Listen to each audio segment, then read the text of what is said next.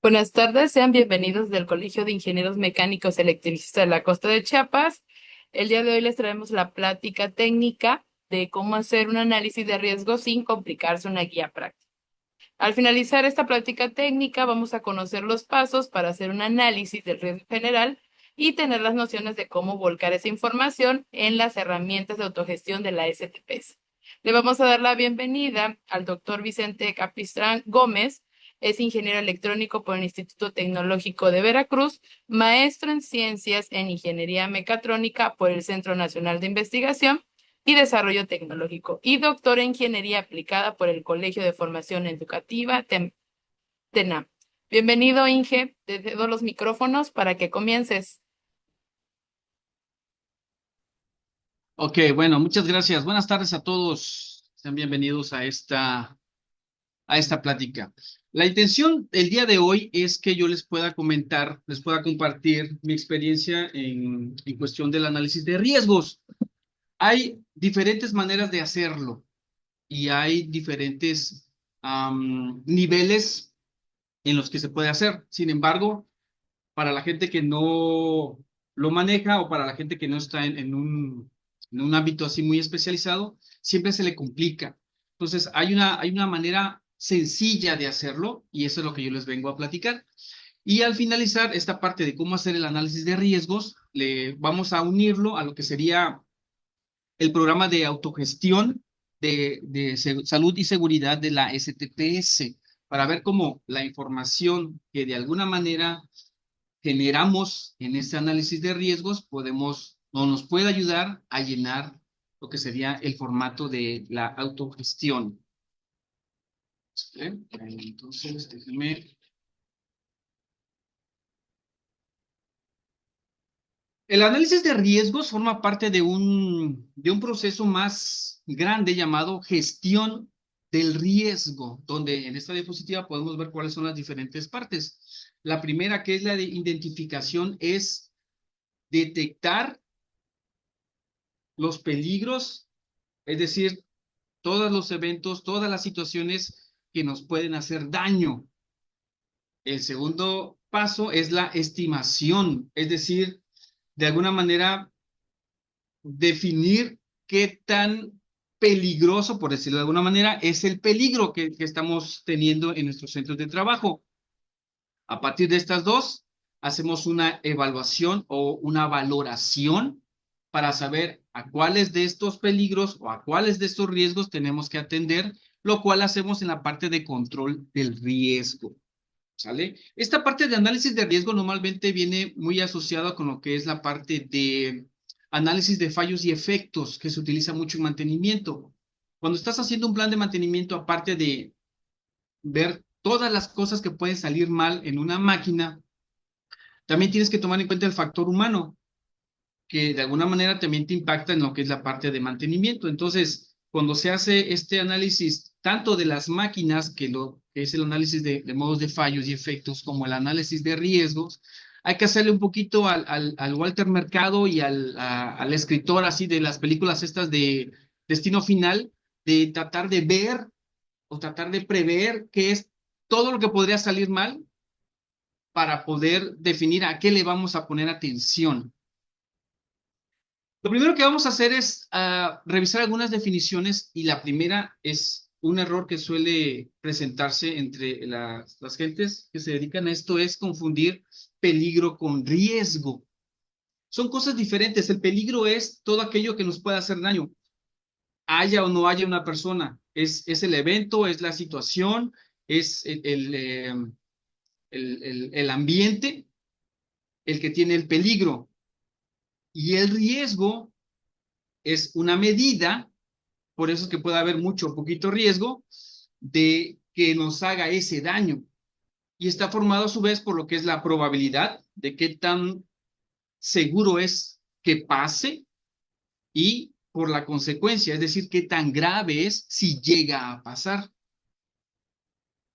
Tenemos entonces que el peligro es, como les decía, la fuente, la situación o el acto que tiene este potencial de dañarnos. ¿Sí? Y son todas las cosas que vamos nosotros a identificar en nuestro lugar de trabajo, en el área de trabajo o lo que vayamos a evaluar. Y por otro lado, el riesgo depende de qué tan expuesto estés y de los controles que existan. O sea, puede ser una situación que tenga un peligro muy grande, pero el riesgo sea muy pequeño, ¿sí? Entonces, lo que vamos a hacer nosotros, que es la parte de riesgo, es evaluarla y gestionarla. Algunos ejemplos que les comparto como para tratar de diferenciarlo serían estos. Por ejemplo, el peligro en un piso mojado, pues es el piso que está resbaloso. Sin embargo, el riesgo de que nos resbalemos en ese peligro que es el piso mojado, pues depende, ¿sí? Depende, por ejemplo, si vamos caminando de manera tranquila, pues el riesgo es pequeño o es bajo, y si por alguna situación vamos corriendo, ¿sí? Aun cuando tengamos nuestras chanclas, el riesgo se incrementa, ¿sí? El peligro no se modificó, lo que se modificó fue el riesgo, el nivel de riesgo. Otro ejemplo, el contacto eléctrico en nuestra casa. El peligro que está ahí es el voltaje que existe en la toma de corriente, la electricidad. El riesgo de recibir una descarga depende, si está en buenas condiciones, es bajo, y pues si está en malas condiciones o lo estamos manipulando de manera incorrecta, pues se incrementa el riesgo de recibir una descarga eléctrica. Con un tanque de gas, el peligro es el gas, la naturaleza del gas LP, que es flamable, ¿sale? Y el riesgo de que haya una explosión, pues depende de si la instalación es correcta, si no hay fugas, si el material está en buen estado, pues el riesgo de explosión es bajo. Y por otro lado, si las condiciones en las que se encuentra el tanque, el cilindro de gas LP, son adversas, pues entonces el riesgo de explosión se eleva, ¿sí?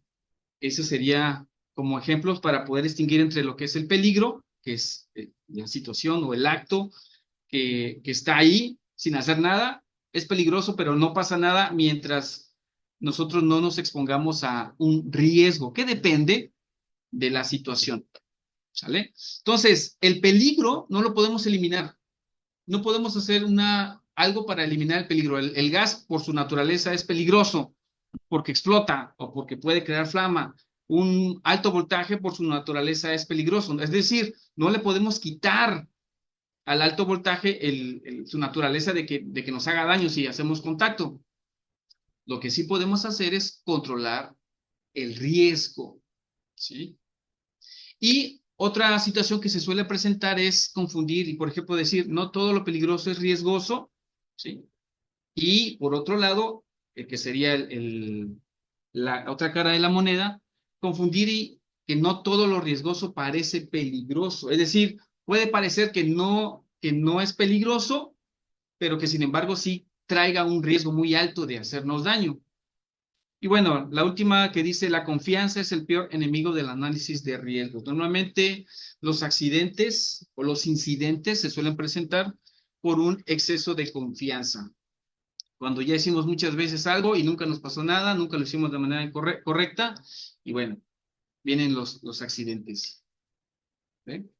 Otro error muy común es decir, si algo es muy peligroso, entonces el riesgo es alto, lo cual es falso. Y es lo que les decía, por ejemplo, la alta tensión en una subestación, pues es peligrosa, pero el riesgo depende de la situación. Si está indicado, si está controlado lo que serían los accesos, pues aunque el peligro sea alto, el riesgo es bajo, porque no existe esa posibilidad de que nos haga daño, o es muy baja esa posibilidad de que nos haga daño.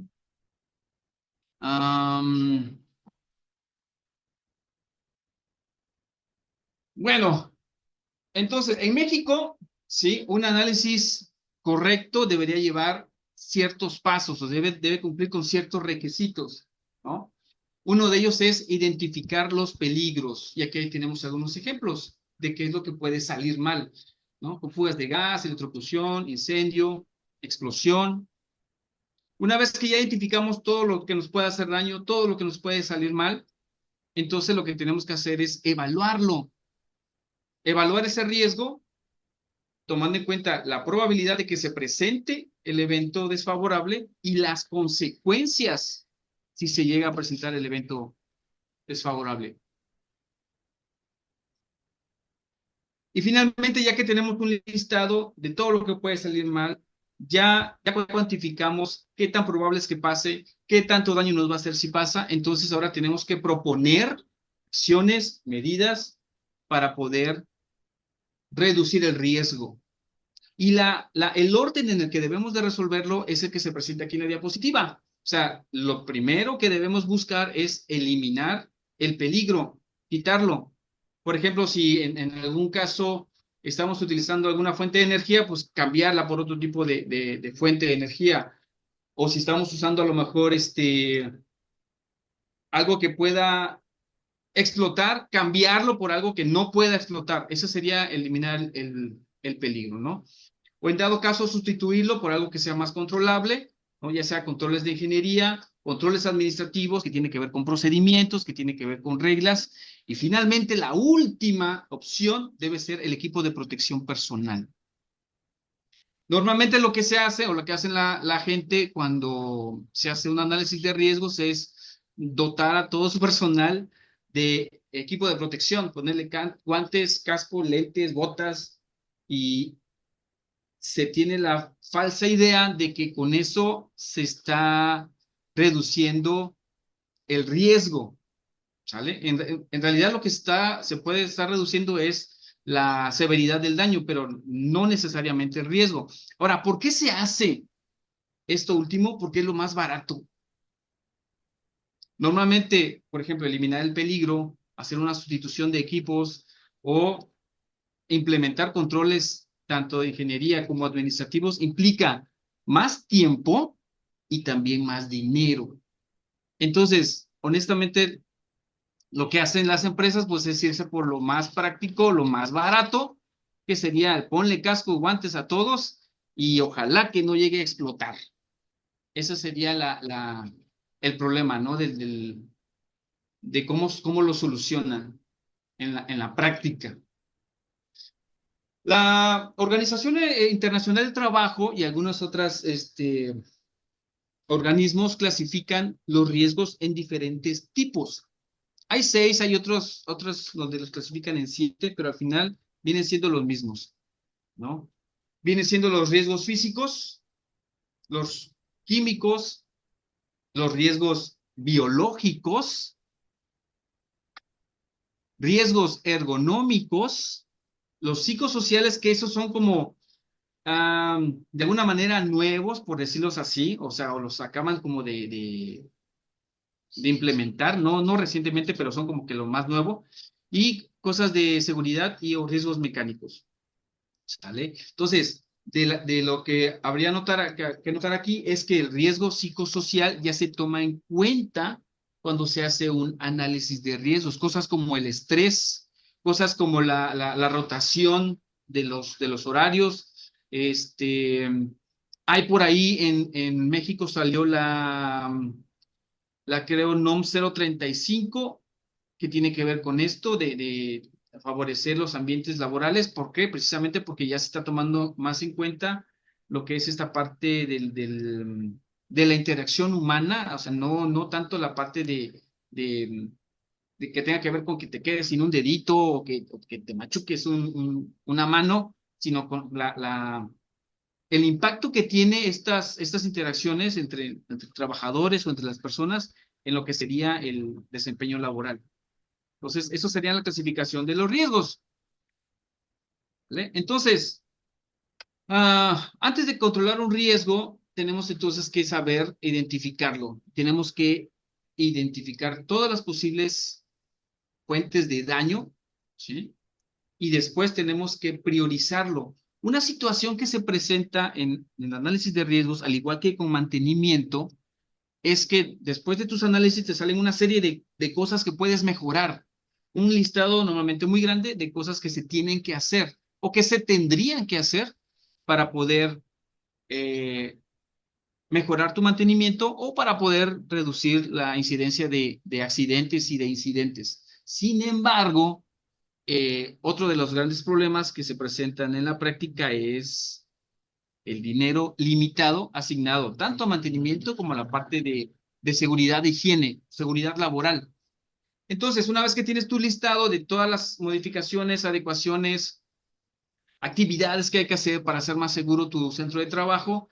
Lo que usualmente pasa es que te piden que priorices y te dicen, a ver, vamos a poder hacer tantas cosas o hay tanto presupuesto para este área. Entonces, tú dime cuáles son las que vamos a hacer y pues ahí se va a gastar el dinero. Entonces, por eso es importante hacer una priorización de las actividades que van a hacer, a impactar más en lo que sería en beneficio de los trabajadores, de la seguridad de los trabajadores, ¿sí? La metodología que normalmente se sigue o que tendría que seguirse de acuerdo a la STPS y a la ISO 31000, por ahí también la ISO 45000, es la siguiente: establecer el contexto, es decir, ¿a qué le vamos a hacer el análisis de riesgos? Y es que lo podemos hacer desde una actividad muy sencilla, una estación de trabajo, hasta lo que sería toda la planta, por ejemplo, ¿sí? Obviamente, mientras más áreas abarquemos, pues se hace pues, más extenso, más complicado y pues también más costoso. Pero lo primero que tenemos que hacer es definir a qué es lo que le vamos a hacer el análisis, ¿sale? Ya que lo definimos, hacer la identificación, encontrar los peligros, buscar los peligros, analizar el impacto de estos peligros, los riesgos, los niveles de riesgo, la probabilidad y las consecuencias de que se lleguen a presentar y hacer una evaluación para poder definir cuáles son los que están en una zona o que pueden impactar más de manera negativa para que de esa manera decidamos cuáles son los que vamos a tratar, cuáles son los que vamos a meterles dinero, cuáles son los que vamos a intentar solucionar y finalmente una vez que ya está implantado o ya está corriendo las mejoras, pues hacer el monitoreo de que si efectivamente esas modificaciones nos ayudaron a que se redujeran los incidentes y los accidentes. Entonces, de manera práctica sería lo siguiente. Paso número 1. Una vez que ya definimos a qué le vamos a hacer el análisis de riesgo, a qué estación o a qué actividad le vamos a hacer el análisis de riesgo, tenemos que hacer la clasificación, ¿sí? Hay que hacer una lista de todo lo que hace, por ejemplo, la persona en una estación. O si quisiéramos hacer el análisis de riesgos de un herrero o de un albañil o de un mecánico, por ejemplo, tendríamos que hacer un listado de todas las cosas que hace un herrero o un mecánico, ¿no? Tenemos que definir los lugares donde se realiza, abierto, cerrado, ¿sí? Tenemos que definir o poner quién es la persona que lo está realizando, ¿sí? Tenemos que también tomar en cuenta la capacitación que ha recibido. Tenemos que tomar en cuenta también si existen procedimientos escritos de trabajo, manuales de procedimientos o incluso en una hojita, se vale, pero que existan. Tenemos que tomar en cuenta las instalaciones, las máquinas y los equipos que utiliza esa persona en su trabajo, qué herramientas manuales se utiliza, cómo está organizado su trabajo, que tiene que ver con los horarios, que tiene que ver con cuántas personas hay o con cuántas personas comparten el trabajo. También tenemos que tomar en cuenta los materiales que suele utilizar, materiales como de materia prima, por ejemplo, tamaño, forma. Nuevamente, entonces, una vez que ya definimos a qué le vamos a hacer el análisis de riesgos y hacemos un listado de todas estas acciones que están aquí en la diapositiva, lo cual es bastante engorroso, digo, si lo queremos hacer de manera completa. Entonces, el paso número 2 es, ya que tenemos las actividades listas, hacer el análisis, es decir, con lo que ya tenemos de qué materiales se utiliza, qué herramientas, qué máquinas, cómo está su lugar de trabajo. Entonces, tenemos que definir si se puede cortar, si se puede caer de un mismo nivel, de diferente nivel, lo que puede pasar con los solventes o con los líquidos que utilice, si puede explotar o se puede quemar con algo, ¿sí? Y a cada una de estas cosas malas que le pueden pasar, le tenemos que dar un valor en cuanto a probabilidad de que le pase y en cuanto a severidad, si es que le llega a pasar. Se puede utilizar, por ejemplo, o lo que se suele hacer es manejar 3 niveles o en otros casos manejan 5 niveles de lo que sería la probabilidad y la severidad. ¿De dónde sacamos esta información? ¿No? Por ejemplo, un mecánico, ¿qué tan probable es de que se le caiga el carro encima? Si está metido cambiando, no sé, el aceite, la probabilidad, el riesgo de que le caiga el carro encima, pues la información de qué tan probable es que le suceda viene de la experiencia o viene de información que hayamos recopilado de accidentes anteriores para saber la posibilidad de que ocurra. Entonces, es importante que la persona que haga el análisis sepa sobre las actividades que se hacen, no nada más que las documente, sino que tenga una idea de qué es lo que se está evaluando. Y de esa manera utiliza su criterio y también información pasada, si es que existe, sobre qué tan probable es que sucedan cada uno de los eventos.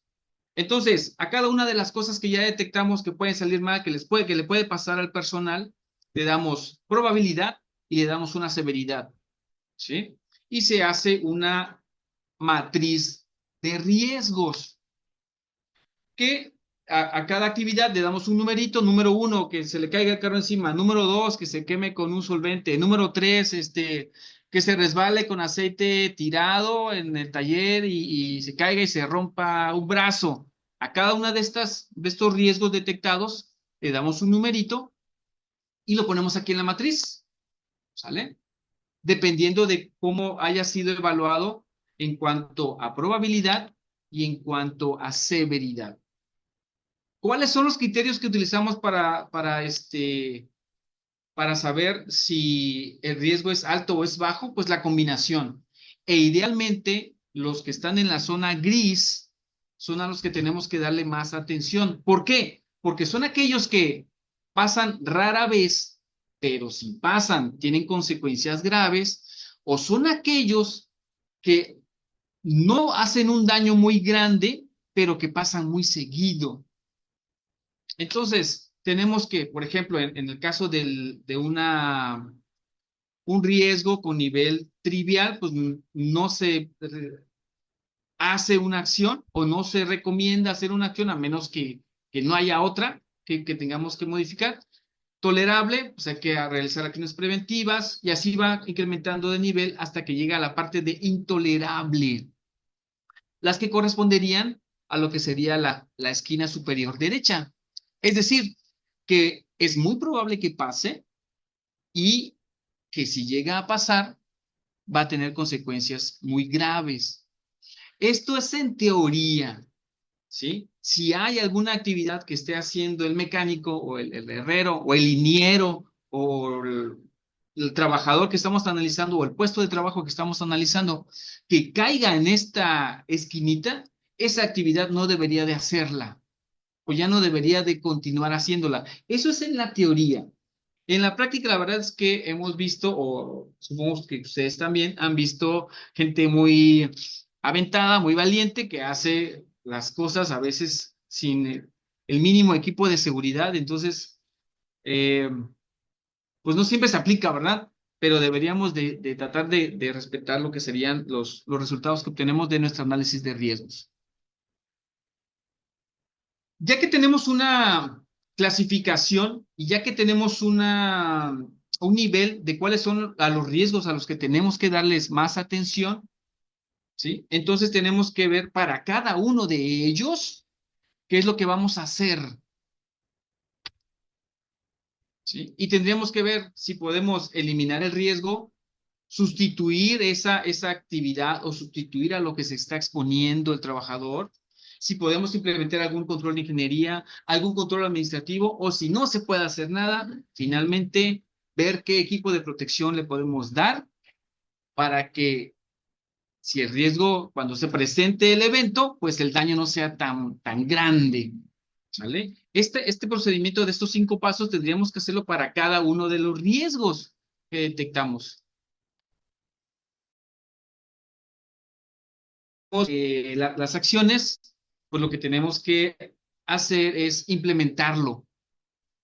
Es decir, a lo mejor para algún riesgo definimos que lo que vamos a hacer es cambiar el procedimiento, ¿no? Por ejemplo, algún mantenimiento que implique que se detectó el riesgo de que se quede atrapado las manos del operador al hacer el mantenimiento, bueno, se modifica el procedimiento. O a lo mejor modificar la disposición de la máquina o darle capacitación al trabajador sobre cierto procedimiento o ya en última instancia, como les decía, darle equipo de protección. ¿Qué equipo de protección le vamos a dar? ¿Sí? Y normalmente toda esta información se debe vaciar en formatos para que haya un registro y para que haya evidencia de que se hizo este trabajo. Eh, Aquí hay un ejemplo de un formato que se pudiera utilizar, ¿sí? Aquí normalmente lo que se ponen son los riesgos o los peligros identificados con sus niveles de riesgo, probabilidad y severidad, y lo que sería la valoración o la estimación, ¿no? Todo lo que hicimos en la matriz de riesgos queda aquí plasmado en este documento, y ya después a las que tengan cierto número o cierto nivel de riesgo o que estén en la esquinita gris, pues se pasan a la siguiente etapa, que sería la de aquí abajo, y entonces ya aquí a estas son a las que se les van a implementar las medidas de control. Es decir, no a todo lo que detectamos le vamos a hacer un procedimiento vamos a darle un seguimiento, simplemente a las que sean, a las que impacten más, ¿sí?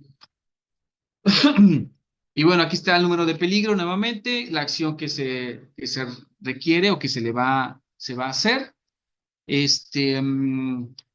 quién va a quedar como responsable, lo que es la fecha de finalización, que es cuándo debe de quedar lista esa acción, y quién va a ser el responsable, ¿no? Y la firma del que se supone que se va a encargar de que eso se haga. Y esto es muy importante, que queden asignadas las responsabilidades, porque si no se hace y llega a pasar algo, debe haber alguien que se haga responsable, debe haber alguien que debió de haber quedado a cargo de esas acciones. Este no es un formato oficial, no existe en realidad un formato oficial para hacer el análisis de riesgos. La Secretaría del Trabajo no te pide o no existe un formato oficial. Sin embargo, lo que sí existe son una serie de normas, ¿sí? En las cuales te puedes apoyar, y donde esas normas te indican qué es lo que tienes que tomar en cuenta, qué es lo que las medidas correctivas, eh, para que los trabajadores estén más seguros, ¿no? Entonces, el formato que vas a utilizar para hacer tu análisis de riesgos no es oficial, puedes acomodarlo a tus necesidades, ¿no? A las necesidades de la empresa, y la, el listado de todas las cosas que puedes tomar en cuenta se puede hacer incluso más detallado. Aquí hay un ejemplo, por ejemplo, de lo que sería un método general, es una matriz, ¿no? Con unos ejemplos de lo que sería, aquí se definió un área, se definió la actividad, se puso un peligro por ahí y cuál es el riesgo, ¿no? Se le asignó una probabilidad, una severidad y se obtiene un nivel de riesgo. Y al final se ponen o se agregan los controles que ya existen, ¿no? Acciones recomendadas y pues quién va a ser el responsable de que las acciones se lleven a cabo. Este sería, pues, por ejemplo, una manera de hacerlo. Una manera más completa de hacerlo sería esta, en la que tenemos igual lo que sería la actividad, el peligro detectado, lo que serían, aquí agregan una columna de consecuencias, y tienen la misma nivel de probabilidad y el nivel de severidad y lo que sería el riesgo, el nivel de riesgo, ¿vale? Y aquí lo que hacen aquí se ponen los controles, los 4 niveles de controles, ¿no? Que sería la eliminación, sustitución, control de ingeniería, control administrativo y el uso de equipo de protección personal, ¿vale? Entonces, una vez que ya tenemos esto, hacemos o implementamos lo que serían todas estas acciones que están por acá, o definimos las acciones que están por acá. Esto obviamente sería para las más peligrosas y obviamente limitados por nuestro presupuesto, y se hace a lo mejor a los 3 meses, a los 6 meses, se hace una revisión, ¿no? De lo que está funcionando, de si realmente funcionó. Hay otros métodos de hacer el análisis de riesgos donde también tomas en cuenta el impacto de lo que vas a implementar basado en el costo, para ver si vale la pena invertir en eso. Se llama método FINE. Y bueno, ahí tomas en cuenta que, por ejemplo, aquí que si la guarda protectora, ¿no? Te va a reducir, ¿cuánto te reduce el riesgo? Porque a lo mejor la guarda protectora es muy cara y en realidad solamente te reduce muy poquito el riesgo, entonces no la implementas por el costo. O a lo mejor el extractor de humos, a pesar de que sea muy caro, como sí te va a ayudar mucho en la reducción del riesgo, pues lo compras, ¿no? Eso ya sería un análisis un poquito diferente. Bien, hasta aquí lo que es la parte de la análisis de riesgos, la matriz de riesgos y de qué es lo que vamos a hacer una vez que ya detectamos todo lo que puede salir mal. Ahora, ¿cómo lo ligamos esto a lo que sería la plataforma de autogestión de la Secretaría del Trabajo y Previsión Social? Bueno, como tal, la información que acabamos de generar no la podemos vaciar. Lo que sí vamos a tener es toda esta información sobre todo lo que pasa en la actividad o en el área o en el departamento o incluso en la empresa, dependiendo de lo que hayamos definido, para que podamos contestar las preguntas que nos plantea el PAST. De entrada es voluntario, ¿sale? Y si lo implementas en tu empresa y pides después de un cierto tiempo, me parece que es un año, 6 meses, una auditoría y sales bien evaluado, pues te dan un reconocimiento de empresa segura, ¿vale? Entonces entras a la página, das de alta tu empresa, en este caso dimos de alta Costa, ¿sí? Y hay una serie de preguntas que tienes que ir contestando, porque lo que va a hacer este sistema es que te va a decir qué normas tienes que aplicar. ¿Qué normas aplican? ¿Qué incisos? Y todo lo que tienes tú que cumplir como empresa para poder aspirar a este reconocimiento de empresa segura. Entonces, acá hay algunos ejemplos, algunas capturas de pantalla de las cosas que te pregunta, ¿no? Que obviamente si ya hiciste un análisis de riesgos te va a ayudar bastante para saber qué es lo que tienes, qué es lo que sí ocupas, qué es lo que no tienes en tu empresa, ¿no? Por ejemplo, líquidos inflamables, combustibles, si desarrollas actividades de producción, comercialización, entonces tiene que ser una persona que también que tenga idea de qué es lo que se hace en la empresa, ¿no? Aquí si se dan cuenta dice área, departamento, proceso y dice todo el centro de trabajo. No es obligatorio que des de alta todo el centro de trabajo. Puedes dar solamente una parte. O sea, decir, yo a mi área de ensamblaje o a mi área de pintura o a mi área de soldadura es la que voy ahorita a agregar. Pero para que puedas tener derecho o puedas aspirar a ese reconocimiento de empresa segura, sí tienes que dar de alta a todo el centro de trabajo. Entonces, te dice, por ejemplo, que si hay escaleras, rampas, ¿sí? Si se utiliza maquinaria, si se utiliza maquinaria para manejo de materias primas, ¿sale? Son una serie de preguntas que solamente alguien que conozca como que a fondo la empresa, pues va a poder contestar. Y una vez que ya contestamos esa enorme cantidad de preguntas, nos arroja al final lo que serían las normas que aplican, ¿sí? Ya sea por sección, por tipo de requisito, lo que sería en la parte de las sustancias químicas, y aquí hay algunos ejemplos de lo que sería ese resultado. Entonces aquí tenemos, por ejemplo, la norma 01, qué norma es y las obligaciones, ¿no? Tanto para el patrón como para los trabajadores, qué incisos aplican. Y si aquí a la derecha, si se dan cuenta, está alargado, ¿no? Es una captura de, entonces te arroja todas las normas que apliquen en tu centro de trabajo. Por eso el cuestionario es un poquito largo porque toma en cuenta todas las normas que pudieran aplicar. Aquí está la parte donde te da lo que tú contestaste, cada una de ellas, cada una de las preguntas, como por si quieres revisarlas para ver por qué si te sale una norma o por qué no te sale. ¿Sí? Aquí está lo que serían las normas, la aplicabilidad por el tipo de requisito también.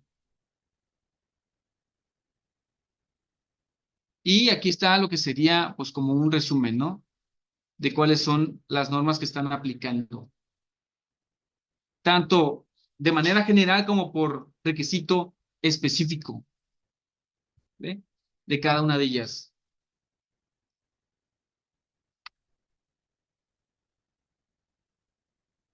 sea por tipo de requisito, te da todos los incisos, que a lo mejor pudiera parecer información como redundante, entonces dependiendo de cómo lo quieras que te lo presente, así lo puedes descargar.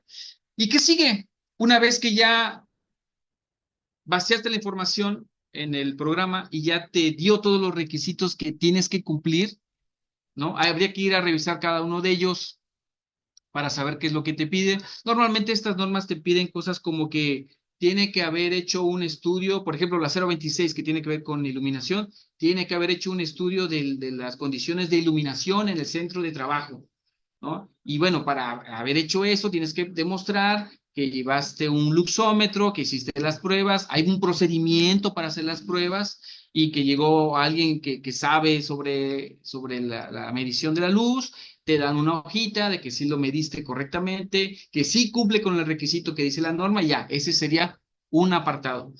Vas con el otro que tiene que ver con, no sé, señalización, va a verificar que tu tubería tenga los colores indicados de acuerdo a la norma y tú tienes que probar que sí llegaron y que sí lo revisaste, que sí cumples con la norma y eso es para cada uno de los puntos.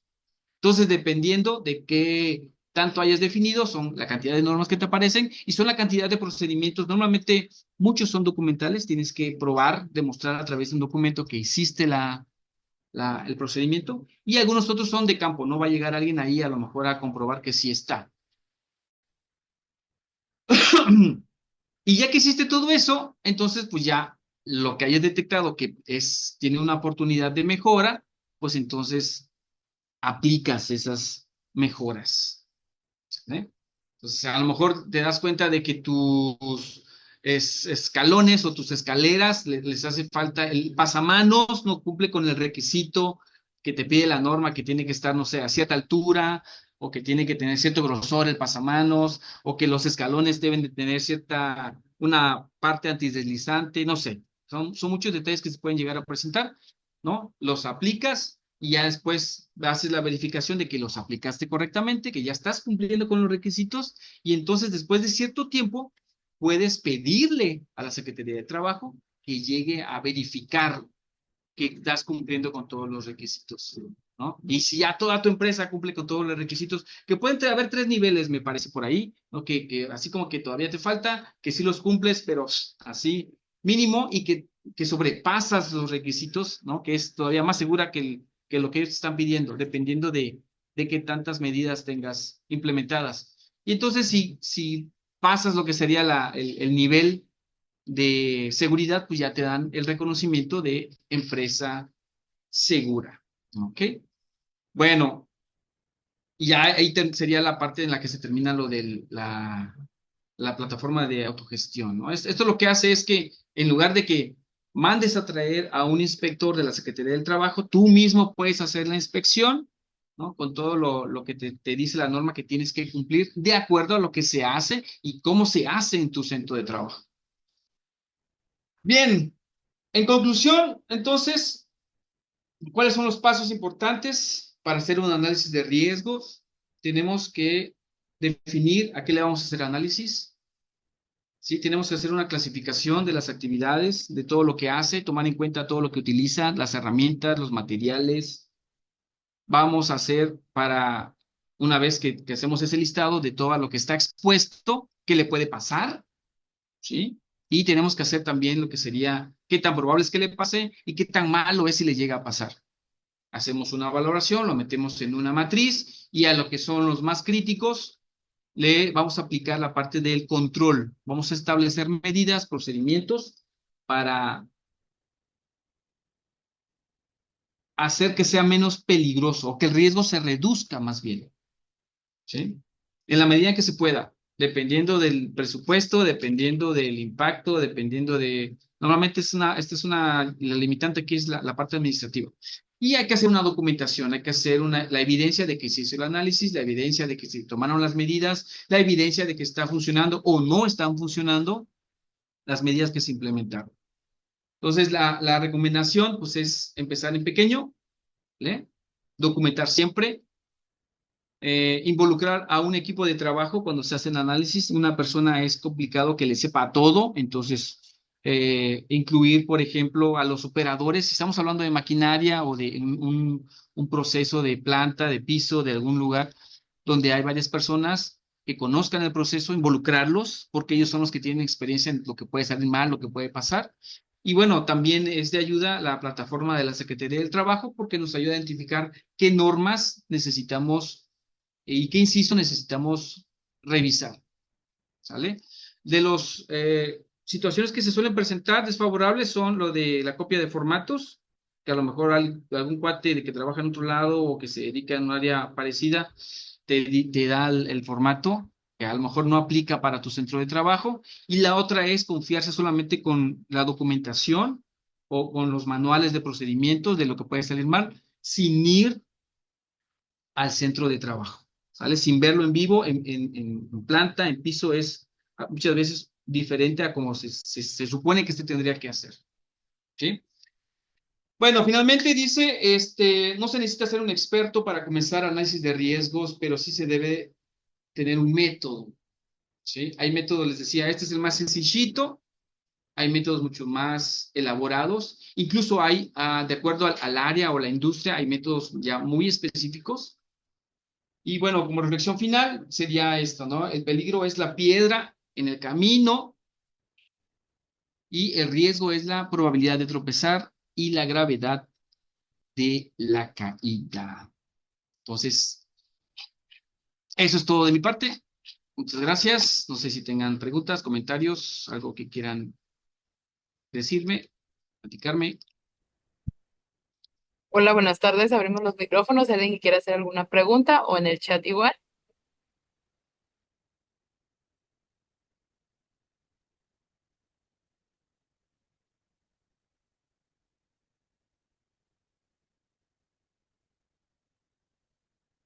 Nadie. Perfecto. Pues muchas gracias de mi parte. Es todo. Les agradezco su atención y su paciencia por nuestros problemas técnicos y esperemos vernos pronto en alguna otra charla aquí de parte del CIME Costa para ver qué otras cosillas podemos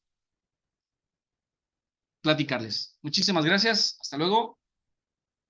Ok, muchas gracias, Inge Vicentes. Recuerden que vamos a estar teniendo estas prácticas técnicas mensuales de parte del Colegio de Ingenieros Mecánicos Electricistas de la Costa de Chiapas,